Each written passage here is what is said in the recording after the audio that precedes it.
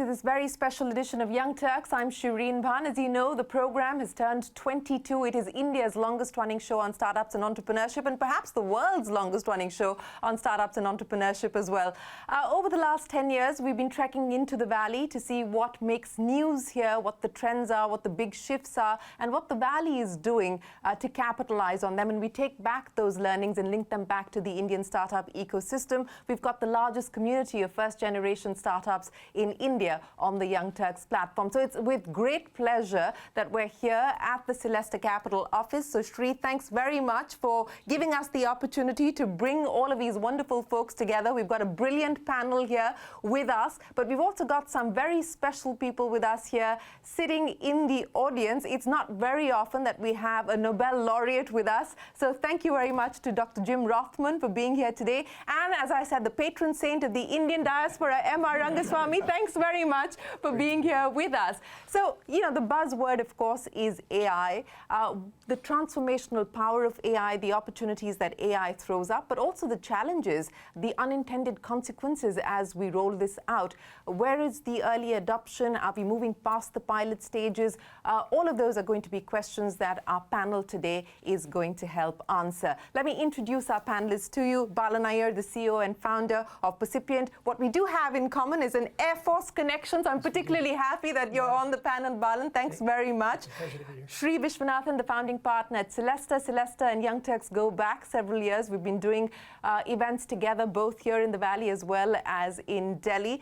Sumit, thanks so much for joining us, the Chief Business Officer at Micron, and of course looking at the semiconductor story, not just here globally, but also now focusing on India. And Rajiv Khemani, the CEO and founder of Auradine, of course a serial entrepreneur. And there's a Stanford and an IIT connection that runs through this panel as well. So without further ado, Balan, let's start with the big picture view. As I said, everyone at this point in time is talking about AI, the impact of AI, what we need to do in terms of putting the guardrails as far as AI is concerned. As you look at where we are today in the AI journey, some are calling it the age of AI, the decade of AI, the century of AI. How are you reading what is going on today? Well, first of all, thank you very much. It's a joy. There's a number of entrepreneurs that are in this space that would probably love to be here with the Celesta leadership and with these other great entrepreneurs.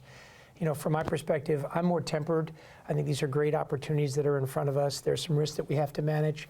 I think there's a little bit of hype around the transformational power as it exists today. In the space that we occupy, we're working on accelerating understanding, which is not surprising given the power of the compute and the way that we're able to apply these neural networks to human decision-making in critical environments. So I am very optimistic about our ability to accelerate human understanding. I think what I would just say to the young entrepreneurs in India and here in America too, that there's a little bit of, you know, kind of the Gartner hype curve, if you will, about the rate at which we can have this kind of adoption and transformation of human decision-making. And from my perspective, the human brain and the environments we train in are really the cosmos compared to what we're able to do in artificial intelligence now at the latest capabilities. And certainly our firm is demonstrating those in national security environments. And so I'm very excited and optimistic, but also very tempered. I think in the coming years, what you'll see is an acceleration of decision-making and understanding in decision-making that will really benefit humanity in all walks and ways of life. But it won't be the kind of massive disruption from my perspective that people are predicting that is just imminent. I think we'll see kind of gradual adoption of these different capabilities in various narrowly applied ways where we think the AI can help humans understand the values that are in tension. And I would just say as a last comment, I'm really interested obviously in my colleagues here. I think that it's appropriate for us to, even now, in the face of what we're hearing about LLMs and their ability to kind of bring knowledge to us kind of at our fingertips, I think being human has been more important now than ever. The consciousness and conscience that humans have to understand right and wrong. You know, not to tease my LLM partners, we work in the visual intelligence space, but, you know, these LLMs don't know the color blue, they don't understand gravity, they don't understand the values that are in tension in the most simple decisions that men and women make each day. And so this idea somehow that they're going to transplant or that humans will somehow be displaced, to me I think is a little bit premature. I do think though we should be excited about the application and our ability to help people really have a better understanding of their world and accelerate their understanding of the issues that are really they're facing. But the application of values and the understanding of those values and the consciousness that we have I think is going to reign supreme for some time. Mm-hmm. Well, that's good to hear. Sri, do you agree, and do you believe that, there needs to be some tempering of expectations of when we could hit that inflection point, because the assumption at this point is that we're already there. Yeah. So I'd like to sort of draw an analogy to another major disruption that happened in our lifetimes, which is the creation of the internet itself in the early circa 2000s. Yeah. There was this distinct bright line between a company that was an internet company versus a company that was not. So if you remember, that a lot of companies would say, I'm a .com, and some that are not. And I remember the founder of Intel, who I used to work for at that time, would say to me, remember, there will be a time when there will be no distinction between a company that's a .com and there's a company that's not. Every company will be an internet company. And I draw that parallel to AI because every company today and here on out will be an AI company. And so to me, there's lots of things to be excited about, because the entire infrastructure that we've taken for granted over the last 25 years is going to change. And much like what happened during the .com, there'll be a whole bunch of companies that'll fail, and there'll be a company that'll be over $3 trillion, just like what happened today as NVIDIA becoming the most valuable company, which is largely because of AI. So there'll be a lot of failures. So I think you have to take that in that context. We're going to enter into a changed reality. Everything is going to be about AI. While I agree with Balan, the human element of it is going to be an important element, we're in a completely different landscape at this point. No, we are in a different landscape, and since you brought up 2000 and the parallel between what we're seeing happen today with AI and what happened with the internet in 2000 and NVIDIA, it takes me back to 2000 when Cisco was the most valued company in the world, and we're seeing that infrastructure boom sort of take over once again. Sumit, you want to weigh in on that and draw parallels between what happened then and what's happening now, and the crazy ride that we've seen companies like NVIDIA go through over the last few months. Yeah, definitely. I mean, the AI boom has gotten a lot of excitement now, but we have been doing advancements in AI as a technology space for 30 years. And what has changed in the last short period of time is that what I like to call 4 exponentials coming together. We have had exponential growth in compute capability. Compute and memory working together has really created amazing capability today that didn't exist many years ago. We have had some step function changes in algorithms. Yeah.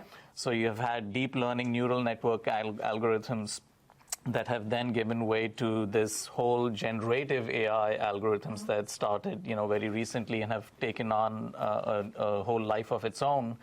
And you've had exponential growth in data, and so much data being available for these programs to learn on. And you've had connectivity across all kinds of devices. So you have all these billions of smartphones in the world, all these cars that are going to be connected, the internet, all of these Internet of Things. So a huge amount of data is being generated as a result of that connectivity. So when you have these 4 exponentials come together, some amazing magic happens. And what we are seeing with generative AI is one part of that magic. And this is going to allow us to do a lot of amazing things. For example, just understanding, for a computer program to be able to understand humans and understand language and understand and converse in an intelligent way with a human being has been something that we have been trying to do for decades. But now it has suddenly taken a step function and gotten to a level where it has accomplished a level of quote-unquote intelligence that is just shocking, right? And so there are certain things that those kinds of programs can do very well, but then it has deficiencies in a sort of a lot of other areas as well. And the focus of research going forward is going to be how to plug those deficiencies and how to create those true intelligence, right? And as was said earlier, understanding gravity and color and all of that, to do that more than just ingesting a lot of data, but to understand it and to be able to then reason with it. And that's the next step that is ahead of us. Well, speaking of next steps, and thank you for putting the context together on some of the shifts that have helped us arrive at the point that we are at today. Rajiv, from your perspective, big picture as well as linking that to the micro, what you're attempting to do as far as your company is concerned, what is exciting to you today? But more importantly, what are the sweet spots that you're focused on specifically? Yeah, well, first of all, thank you for having me on the show. We are focused on two areas, semiconductors and security, cybersecurity. Those are two big areas. And just before I get into those, I echo some of the points. I'm actually more bullish on the impact of AI. But AI, like most hot technologies, is something that you overestimate in the short run. Yeah, and underestimate in the long term. Underestimate in the long run, right? So I think AI actually, people draw this parallel to Cisco, and Chambers was talking about this today, where he said that he thinks this is different than that internet wave, because essentially the customers that are buying this technology, the infrastructure, are the big hyperscalers. The consumers have adopted it through chat interfaces faster than most other technologies in the past. But having said that, coming back to semiconductors and security, if you look at what's happening is that AI takes, even though there's a lot of advances in compute, it's not nearly enough where it needs to be, right? So it's consuming a lot of power, consuming a lot of water. And so the thing is that the cost of all of these AI models is very high. To train these models, only a few companies can do it in the world.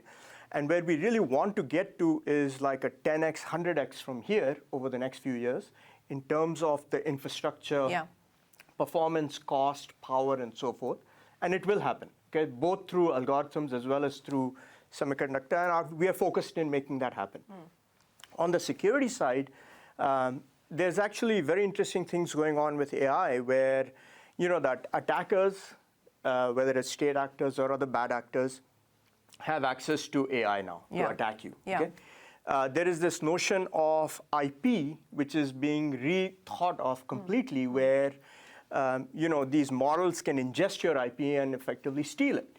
Right? And so there's a lot of problems that need to be solved, and we are working on those areas. And that's an important point that you bring up, because there is now starting to be this sense of a trust deficit that exists between, companies like Adobe are dealing with that, for instance. They've put out multiple clarifications in terms of how they're training their models, what is being used as far as user data is concerned, infringement of IP, and these are going to be questions that corporations as well as governments will look at. But Balan, let's talk about from a government's perspective, and since you are focused on national security, sovereign AI, and that's going to be another big issue that governments will look at. It requires a lot of capital at this point in time. India, again, on the back of the digital public infrastructure that already has laid the foundation, is hoping to build on that. How do you see this playing itself out? Well, as I said, I think it's just such an exciting time. I think India, like other nations, thinking about the power that's inherent in its data, its understanding of its own people, its understanding of the patterns that are unfolding in its country, and how it can address things like crisis, and how it can address and learn from things in health, for example, that maybe as a nation they have some responsibility for. So it's an exciting time, and the changes that we're talking about here will affect the way governments look at their data, their ability to have that data be learned from in America and then sold back to the nation whose data in which it was collected. I think these are issues that are going to be resolved both at the multinational level but also between nations.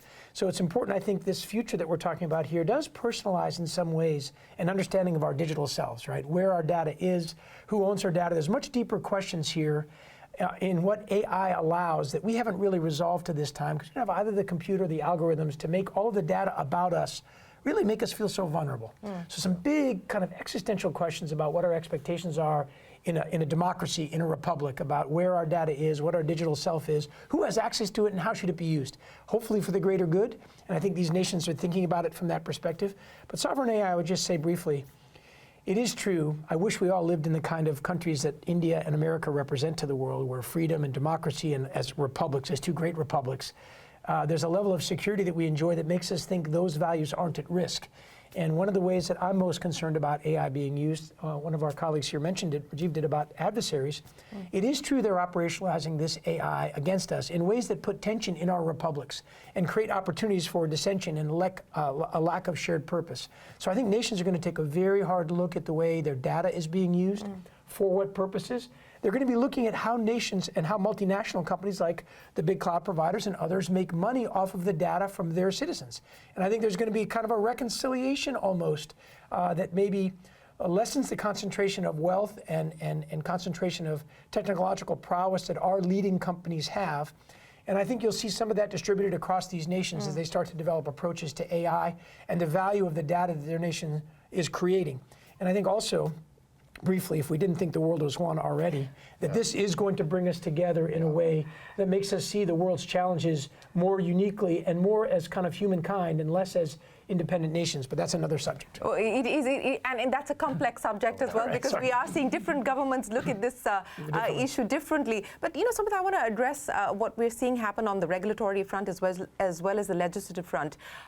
And there seems to be, for instance, in America as well as in India at this point in time, through the CHIPS Act in America and in India through the Semiconductor Mission, this need to sort of create an enabling facilitative environment to let industry grow in these jurisdictions specifically. How are you seeing that impact the growth of industry, both here in the US as well as in India, because you've now got a presence in India as well? Sure, yeah, we're very excited about that investment in India. I think the advent of AI and what it means to semiconductor technology and the role of semiconductor technology in all of this has really been has come on the radar of a lot of governments around the world, and they have this desire to secure a supply chain in their country that can enable them to have access to this capability. And so there has been a lot of new programs created by different governments to incentivize manufacturing and development of semiconductor technology in their own country. And I think it's good in that it does help create diversification of supply chains for semiconductors around the world, which is an important positive, I think, for the world. But it obviously has to be managed well, because we obviously want to ensure that globally there is balance between supply and demand in the build-out. Well, clearly you have less supply and enormous demand at this point in time, which is good news for people like you. But do you see that balance coming in anytime soon as we see more manufacturing coming on stream? I think in the world of AI, certainly for memory, there is a dramatic change that has happened in terms of demand. There is a huge bottleneck between the processor and the memory, and it can be addressed with significantly increasing the bandwidth between them through products like HBM, high bandwidth memory, as well as dramatically expanding the capacity of DRAM in the system. So there has been a very significant increase in demand coming from AI servers. And Micron has been in a good position to really create the world's best high-performance, high-bandwidth memory with 30% lower power than the competitors. And so our capacity has been sold out through the end of next calendar year. Very nice, subtle plug. Well done, that's well done. But, Rajiv, let's address the regulatory as well as the legislative aspects. When we've seen, for instance, as far as Bitcoins are concerned, now with the 11 ETFs coming in, again, a sort of validation that this is going to be something that's here to stay. How are you seeing these changes impact the industry? Bitcoin and AI, obviously at different stages of their evolution. Bitcoin has, certainly in the last year, become a lot more mainstream with the ETFs. But not just with the ETFs. In the US, 50 million people own Bitcoin. Yeah. It's gotten to a point where more than 600 institutions own Bitcoin. It's become part of the presidential campaign with the former president saying that he's going to ensure that it stays and is made in the U.S. It's made in the U.S. Yeah. Right? So I think it's a very different era here than maybe 1 or 2 years ago. And I think that there is going to be even more regulation to make sure that things can be done in more decentralized and more things can be done in the United States. So I think that is on the way to happening. With regard to AI, I think we are early, right? There are people who are super concerned about whether AGI is going to come and replace humans. I personally believe that's too far out, if at all. But I think that simple issues that exist where, is it when you're talking to somebody on a video call, is it a real person or their avatar you're talking to? Those problems are actually very near. They will happen in the next 1, 2, 3 years. And the rate at which these large language models are improving, it's like almost a step function every 2, 3 weeks that we see. And I think that there are a lot of problems to solve. So I think it's a great time for being an entrepreneur in the AI space because you can, you see all these problems and this creates a tremendous opportunity to solve them. Sri, as an investor, is it a great time to be around, and what are the opportunities that you're looking at? I was going to say, this is like, I fell asleep and woke up, and it's like the world is so beautiful because, it's like it's the old saying, let chaos reign, and then reign in the chaos. So I love these problems because as a deep tech investor, you want to solve hard problems, and everything that has been talked about here is fundamentally hard technical challenges. So the innovation that has to occur as Sumit said, in memory, in compute, in interconnect, in communications, in just the large language model. So if you were to frame this as the lower layer of the stack, in the technical stack, it's all the hardware infrastructure. And the middle layer is all the things that make the hardware visible to the applications that right on top. Right. And interestingly, we're trying to do the innovation in every one of these layers simultaneously. That's an AI company calling you. His phone's buzzing. It's like this next hot investment opportunity. It's that fast, right? But the point is that in each one of these layers, there are really hard problems to go solve. And so, as a capitalist, as a venture capitalist, we wake up and come to work. Not only because we want to improve our IRRs, every one of our investments, it's because these challenges are fundamental. These are fundamental scientific challenges. As you alluded to, Jim Rothman is here, the Nobel laureate, and he's actually advising one of our companies, which is really solving a key problem in drug discovery, and really looking at how do we actually apply AI or techniques out of what we learn in the semiconductor industry and apply it to, making our drugs more efficient, the discovery of the drugs more efficient, the delivery mechanisms more efficient. So AI, in the sense of looking at cool applications and creating avatars, as exciting as it is for consumers, this can fundamentally change people's lives. And, nothing better than that as an investor to look at these hard problems and be part of it as part of a, solution provider for that.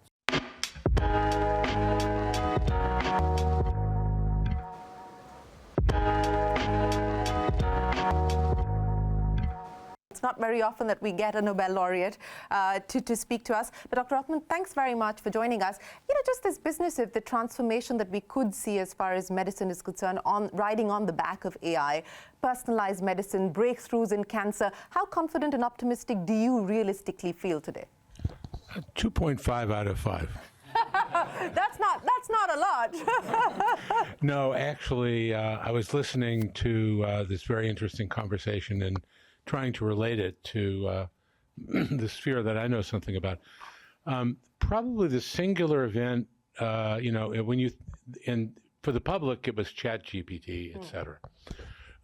For life scientists, the singular event was the development of AlphaFold, which may be less known to some of the people in this room because you're not mostly life scientists, but it's been transformational to biology and to medicine. And what AlphaFold, which was invented by Google DeepMind, so and what it is essentially an LLM generative type of AI, and what it's being fed, the data that it's trained on are the structures of the many thousands of proteins that are the agents of chemical activity in the living cell. And the outcome of that is that AlphaFold has succeeded for the first time. This is already several years ago. And as you're saying, there are iterations that have come out since. But dramatically sort of landed at our shores by predicting quite accurately, with stunning accuracy actually, the three-dimensional structure of proteins on a genomic scale. So what that means is that if you have a new gene that you're suddenly interested in that maybe the three-dimensional arrangement of atoms is not known, this software or program can essentially predict that structure very accurately. And that turns out to be a profound enabler of discovery, both in basic science laboratories and in industrial settings. So it's really transformational. But what I think is even more transformational is the concept that it introduces. Because if you look under the cover of AlphaFold, actually, I don't think people really understand exactly how it works. I mean, of course, the engineers that designed it know how they made it, okay?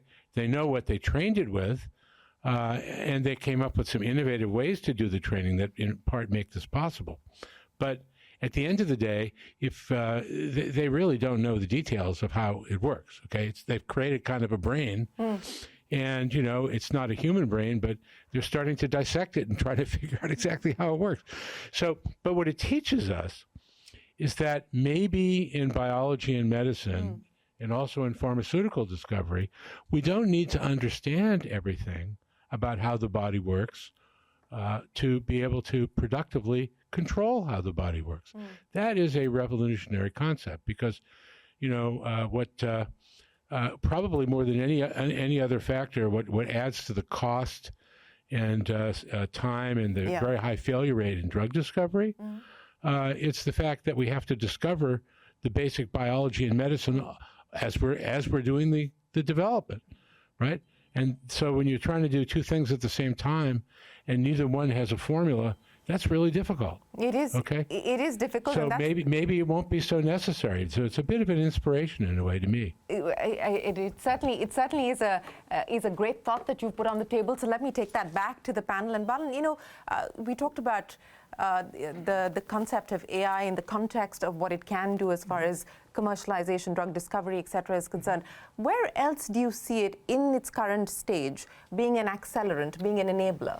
Well, which sectors, which industries? Gosh, I'm almost hesitant because artificial intelligence is such a broad landscape, to be completely truthful.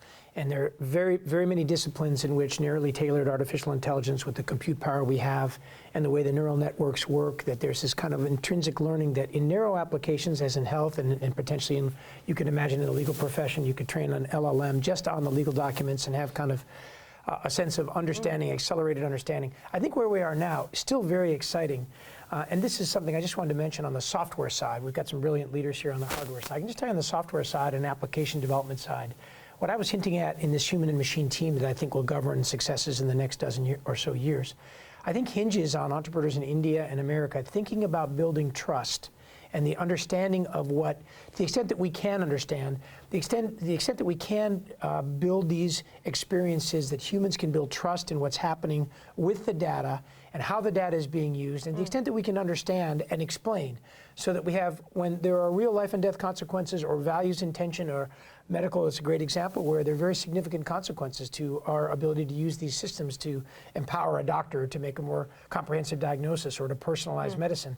I think this issue of trust is something that has to be thought about from the beginning of the software's development. How can we make transparent what is possible to make transparent? How can we show the data that it's been trained on? How can we show the relevance of the patterns that we know existed in the anomalies?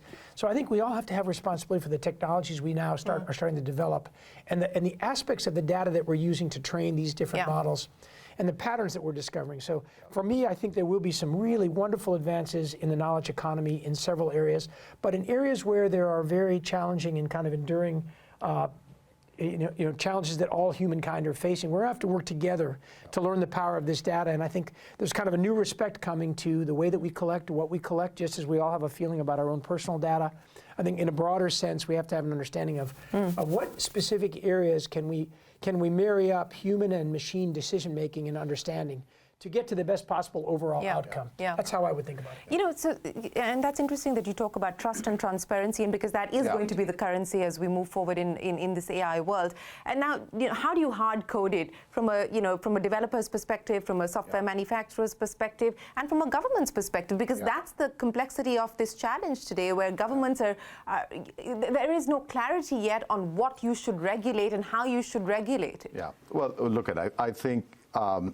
And again, I like sort of comparing it. You know, history is a great teacher in a lot of these sort of challenges. Yes, we need to backcast as much as we forecast. It's like, you know, the famous Yogi Berra thing. You know, the past is very much easier to predict than the future, right? So, I think the issue is that when you think about the communication industry, you know, we have the same problems. You know, when it roll back the clock to 2G, 3G, 4G. Countries didn't have a really unified mechanism to enable cell phone users to go roam in different geographies. They didn't have a unified policy for spectrum allocation. And the UN and ITU and, you know, organizations like 3GPP and 3GPP2 and others came together to come up with a sort of a roadmap for how you and I, when we go from here to India. But we're also living in a fractured geopolitical world where multilateralism is clearly on the retreat. Which is what I was going to say. In this case, there are a certain set of issues that are underlying technology issues. And then there are certain issues that are more application-centric issues and data-centric issues. So the notion that you could have a set of large companies as hyperscalers aggregating your data, you know, in Seattle or in Mountain View, I think that is questionable in the future, because every sovereign is going to want to keep its data within its borders. And so it comes back to what you know, Balan said. You have to be thinking about what is the trust quotient that you're going to embed in the services and applications, because the consumers are not going to know the difference. I mean, see what's happening with TikTok. You know, TikTok becomes the most, you know, prolific application in the U.S. And national actors are, you know, are clearly taking advantage of it, and understandably, Washington is concerned about it. So you can multiply TikTok times 10 for some of the problems we're going to have. So I think the world is going to change with sovereign, controlled applications and services in terms of how these things develop, how these things are used. So I think that's the new set of issues. And it's going to take time. We're going to make mistakes, and you know, some good things are going to happen. A lot of companies are going to fail in that process.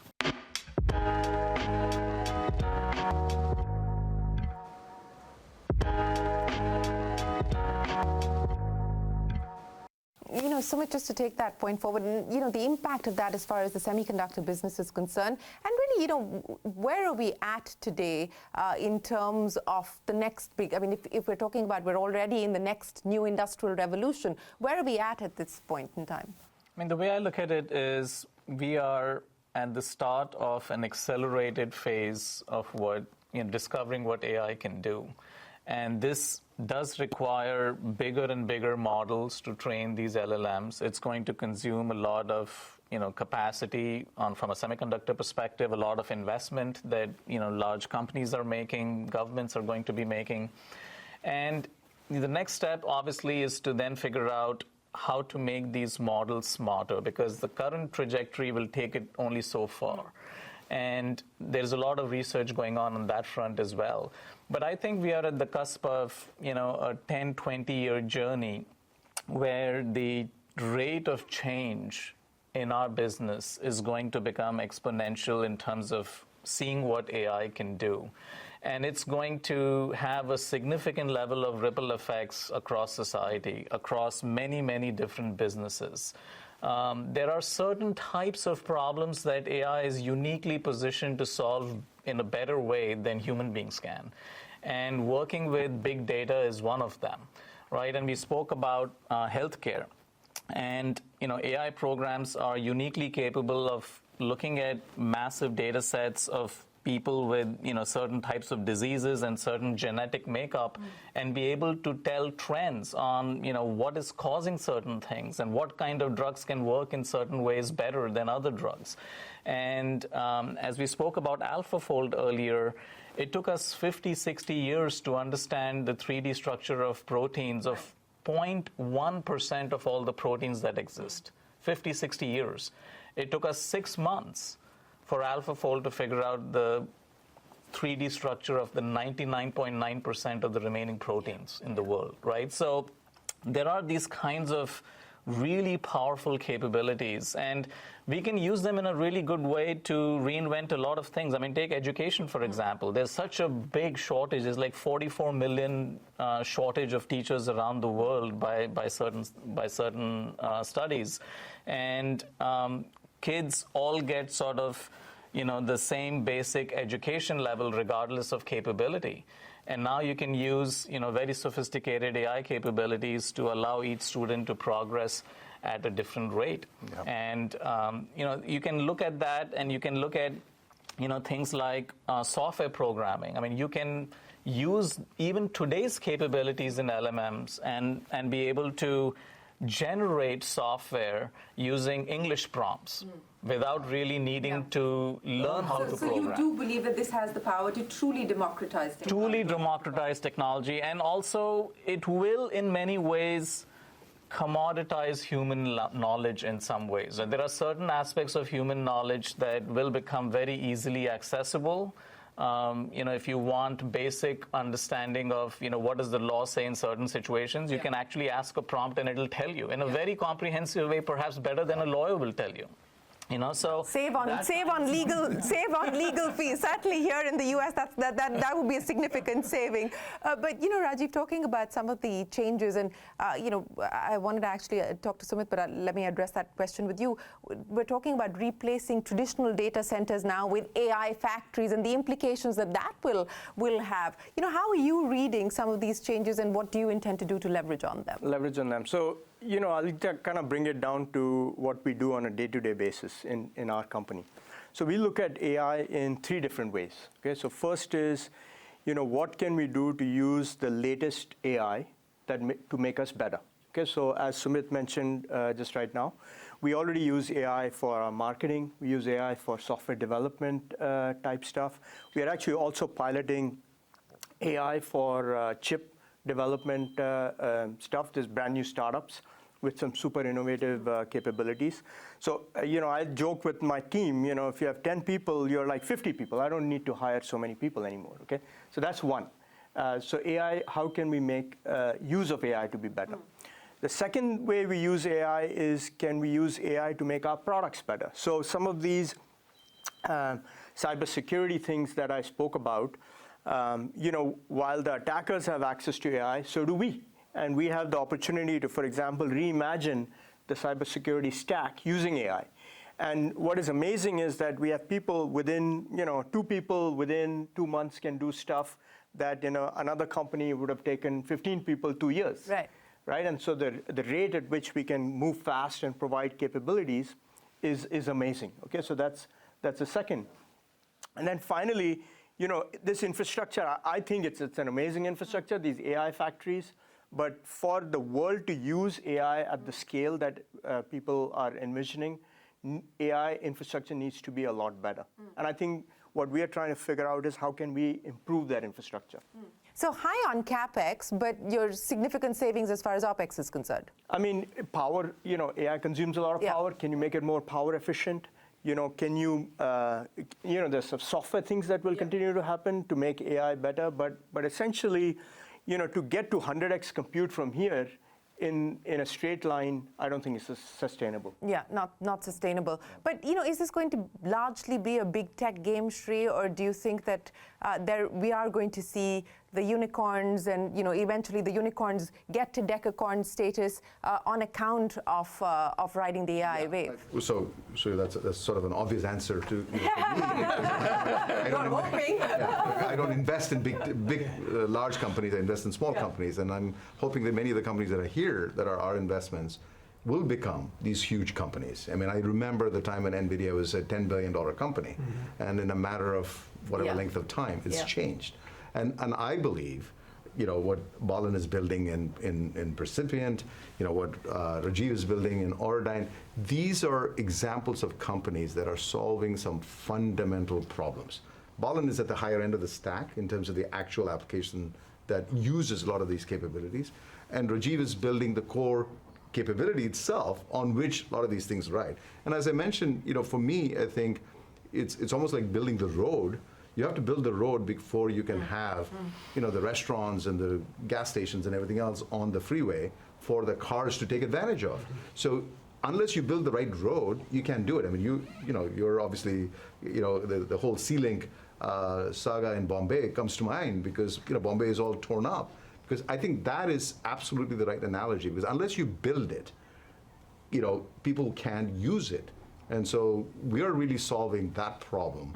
And I expect all of these companies to become huge companies. And don't forget, Intel was a startup. Yes. Arthur Rock, wrote that first check from Venrock, and it became what it became. And same is true of NVIDIA. Yeah, so absolutely. we expect all of these things to happen. And we wish you all the very best of luck with those plans. But let me throw this open to our guests here. If anybody has a question or a comment, feel free to raise your hands. I will get the microphone across to you. One of the ways that I think about AI is the ability to take data into the realm of knowledge. And I'd like to understand how each of you are applying that or thinking about applying that, and where you see major roadblocks in your industry. Well, I think that's probably a nice way to think about AI. If you want to take knowledge to wisdom, I think that involves humans. And so I wouldn't, as excited as I am about AI, and we're in the middle of the edge of this, I can share with you that there is no decision that humans make that doesn't have an element of values, a component of consciousness that is so critical to the success in many of these areas challenges we're faced by. So I do think that you're thinking about it the right way. The massive amount of data that we can now triage and help accelerate understanding through still relies on the human being to bring wisdom out of that knowledge. And so there's much more data that we can understand now, that we can learn from, that wasn't possible for humans to comprehend themselves, looking at thousands of medical records or building a proper curriculum for a child that has a certain deficit. And you want to try and do that individually, or can you do that with an understanding that all the data provides? And so really, in some ways, there's nothing mysterious happening here. We have been going on an accelerated path of human and machine teaming since I've been, since I've been alive. And there is this kind of step function with the power that these hardware, NVIDIA, a great American company, but other companies are now developing for us. But I think that's right. We've got a massive amount of information. We're creating knowledge in some ways. And now I think the knowledge to wisdom is next. Yeah, well, if I may add, I think, Melanie, founder of Prelis, one of really dramatically innovative company, it's not just about AI. I think you have to really be thinking about, you're almost like somebody, one of the popular CEOs said you have to ban the use of the word AI. It's not artificial, nor is it intelligence. Right. It's a fundamentally new way of approaching problems, large problems, and solving them. And in the case of life sciences or biology, the use of technology that traditionally would have been in the semiconductor industry and extending to biology really opens up, AlphaFold was an example, and 3D printing is another example. Right. And really looking at, how do you actually use the techniques of lithography to build a, 3D print a human organoid in a dish to be able to do, human antibody testing. I mean, to me, AI actually enables you to do lots of things, and the unintended consequences of that is that there's going to be lots of innovation in and around the main area of what you think of as LLMs, right? All of these things have to come together, and it has to happen in a very power-efficient way. If you don't do it in a power-efficient way, no matter how much computing you throw at it, it's going to be unsustainable. Right. So I think that's the way I would sort of frame it. Anyone else here with a question or a comment? Yes, Emar, we're just going to get the microphone to you. So all this is exciting, but the question is, someone did a behind-the-envelope calculation and said about $300 billion has gone into building infrastructure so far in AI, and $200-300 billion more is going into it. And they calculated the revenue coming from AI, and it's like $2 or $3 billion. Yeah. So when are the economics going to change? Because people like Sriram and others investing tens of billions into this market, when are you going to see the returns? Well, that's a really important question that we are all trying to answer, because, as I said, there are going to be lots of companies that actually are trying to solve the higher layer applications. I mean, to me, how many, video creating or video editing AI-assisted software do you need, right? And so, you have one, you have them all. Yeah. So 9 of them may fail. Yeah. But, to solve the problems of high bandwidth memory, to solve the problems of interconnect, to solve the problems of 5G, Russia is here from Qualcomm, to have Qualcomm-like companies solving the more fundamental problems, I think these are very hard. And those companies may be sustainable, where the companies that sort of try to, do a quick turn on the application and services using AI, will really struggle for the underlying business model. So I think we have to be careful about not throwing the baby with the bathwater in this context. Yeah, and I would just say this is a long-term game, MR, from my perspective. I think it may be a decade or more before we see these large problems change. To be honest with you, even the simplest thing is difficult to get adopted at scale. Using AI, because there is a sense of how can I trust this to do what my well-trained professionals have done, and there is a little bit of a hype curve about what you just explained is under the covers. This is the reality. Very few firms have been able to take AI-enabled capabilities to scale. Yeah. To any kind of profitability in really any of the key areas where we think AI, the natural application of AI would first take hold and take root.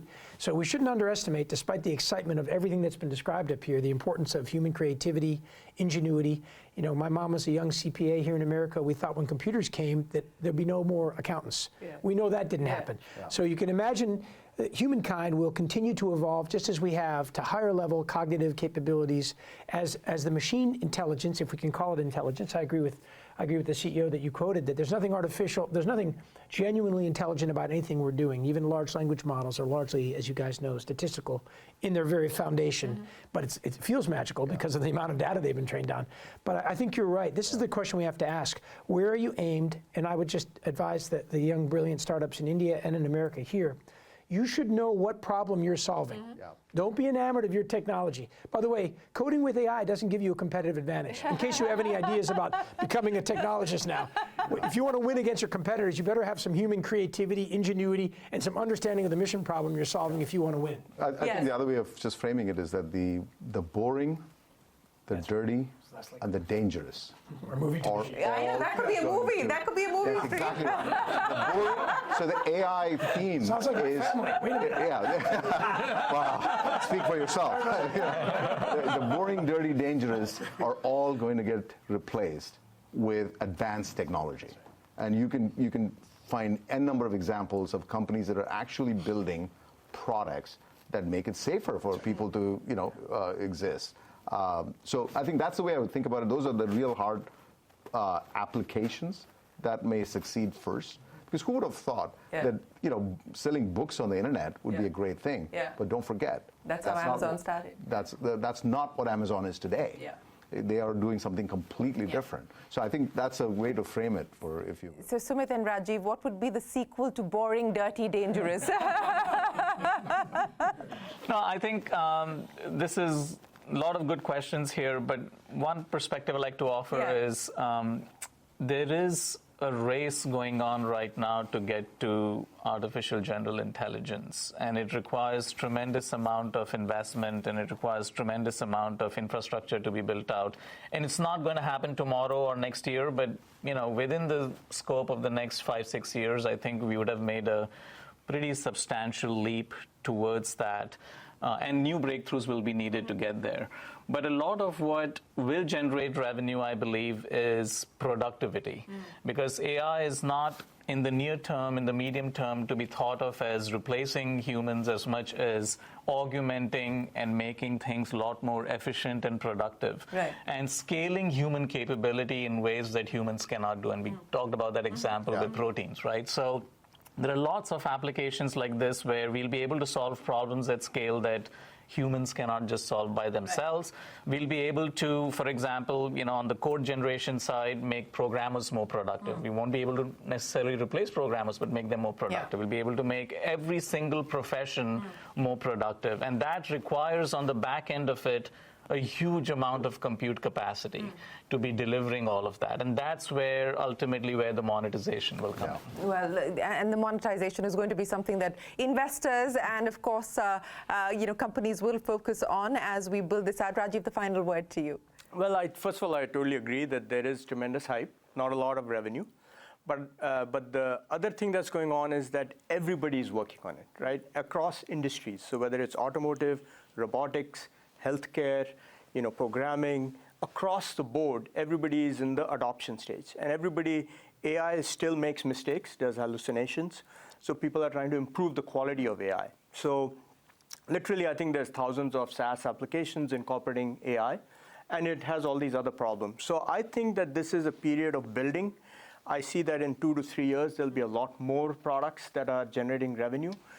So it'll be a pretty steep curve, and things are going to become a lot better. I mean, one example I like a lot is that in the healthcare world, half the people go to doctors that are below average by definition, right? If you look at all the doctors, half are above and half are below average. Be careful, you might get sued. But with AI, 100% of the people can get access to the top 10%, right? So if that intelligence comes in, it will not just improve the productivity, but the quality of a lot of things in the world. And it's an exciting, next 5 years are going to be super exciting. If I may just say the last thing. Yes. I think the $10 trillion company in AI hasn't been conceptualized yet. Mm-hmm. And that will happen in the next 3, 4, 5 years, where that company is kind of like, what happened during, again, going back to history. Yeah. None of the company, starting with eToys, you don't see those companies. So you'll have a lot of companies today that will fail, and there'll be some spectacularly successful companies that'll get formed, and that's what I'm betting on. Well, that's what you're betting on, and I think as was very evident and clear from this panel, everyone's building to deal with the dirty, boring, and dangerous, and maybe see entrepreneurship flourish. Gentlemen, it's been an absolute pleasure. Thank you so much for joining us with the big picture as well as the nuts and bolts of what's going on with the AI story today, and thank you very much for being a wonderful audience. Appreciate your time. We are going to take a break here on Voices from the Valley, but there's a lot more conversation coming up for you on CNBC-TV18. For now, from all of us on the team, goodbye and many thanks for watching.